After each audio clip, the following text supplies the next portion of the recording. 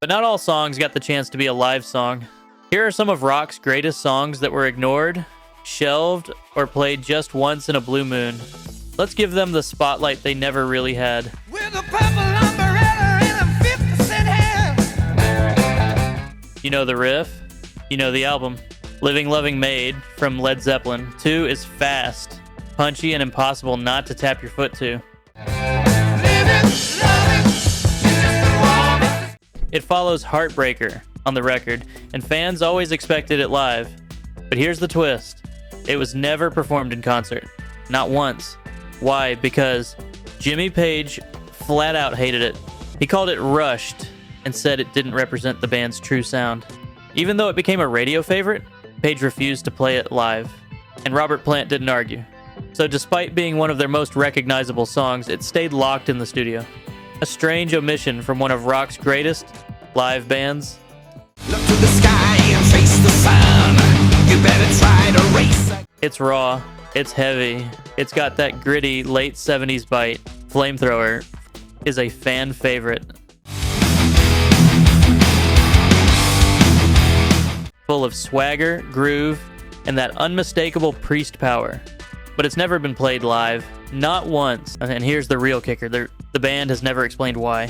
No comments from Halford. No nod from Glenn or KK.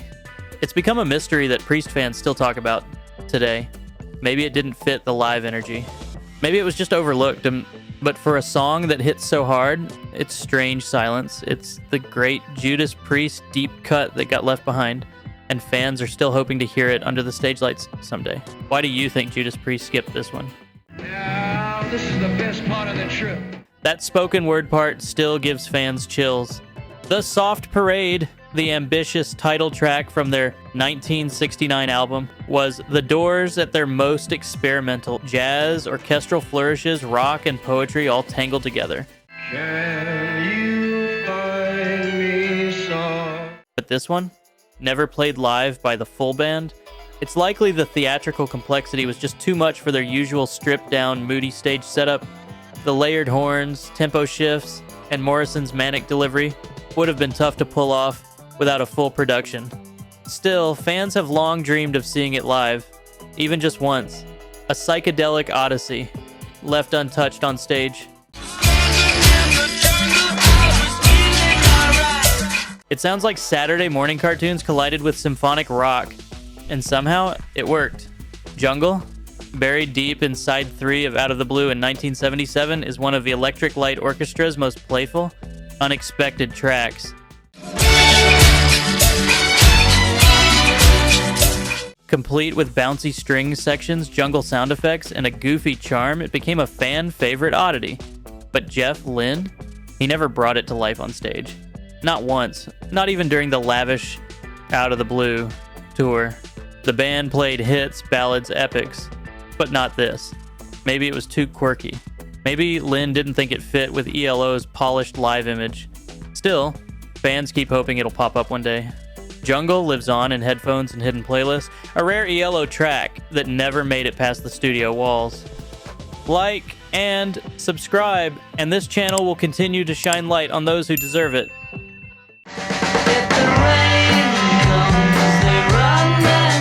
Summer 1966. The Beatles were changing everything. They dropped Revolver, stopped touring, and began redefining what a rock band could be. And right around that turning point came Rain, a B-side to Paperback Writer, but so much more. Psychedelic before Sgt. Pepper with backward vocals, detuned guitars, and Ringo's finest drumming. It sounded like it came from another planet. But here's the twist. Rain was never performed live. Not in 1966, not at their rooftop finale. Never. Too layered, too studio built, and the Beatles were already pulling away from the stage. For all its influence, Rain stayed grounded, not by lack of love, but by the limits of the era that birthed it. You can't be anything you want to be. Just turn. It's not just a song, it's a curtain call. Released in 1991, Innuendo was Queen's final epic with Freddie Mercury at full power. Till the mountains crumble into the plain. 6 minutes of flamenco guitars, operatic drama, and fearless lyrics. It was Freddie at his boldest and most fragile, but Queen never played it live with him. Only once after his death at the 1992 tribute concert with Robert Plant on vocals. Why? Because Freddie was already dying when he recorded it. They stitched the song together around his fading strength, and what he gave was a miracle. Innuendo was never just music. It was a message, a farewell, a triumph that only existed in the studio, and maybe that's exactly how Freddie wanted it. When the tigers broke free. In 1982, When the Tigers Broke Free was released as part of the Wall film, but it wasn't just another Pink Floyd song, it was Roger Waters' most personal work. It was just before dawn.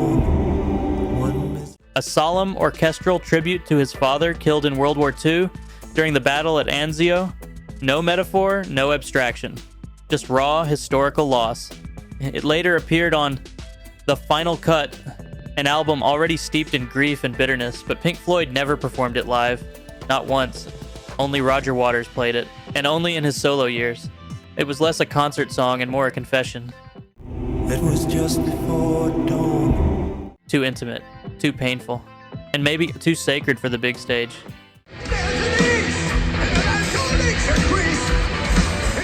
For decades, it was the holy grail of Iron Maiden setlists. Alexander the Great, the epic closer from 1986's Somewhere in Time, has everything fans love: galloping riffs, historical lyrics, and a towering melody. But for nearly 40 years, it was never played live. Why? No one knew. Steve Harris wrote it. Bruce Dickinson could sing it. Fans begged for it. Tour after tour. Still nothing. It became a running joke, then a full-on obsession. Then in 2023, Iron Maiden finally unleashed it on stage, and the crowd exploded. After 35 plus years, the wait ended, but for most of its life, Alexander the Great was the greatest Iron Maiden song never heard live.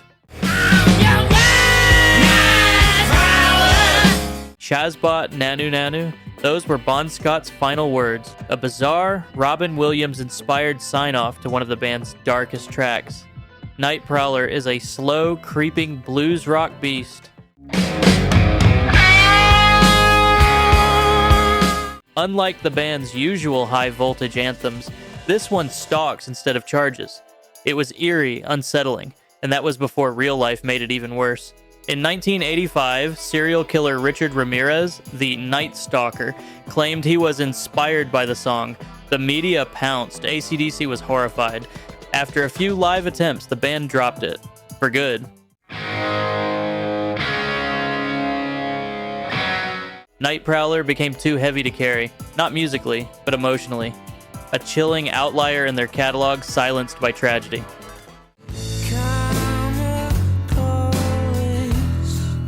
For a while, Radiohead had a habit of abandoning their biggest hits. They famously dropped Creep from live shows, calling it shallow, overplayed, a joke. Then they turned their backs on Karma Police.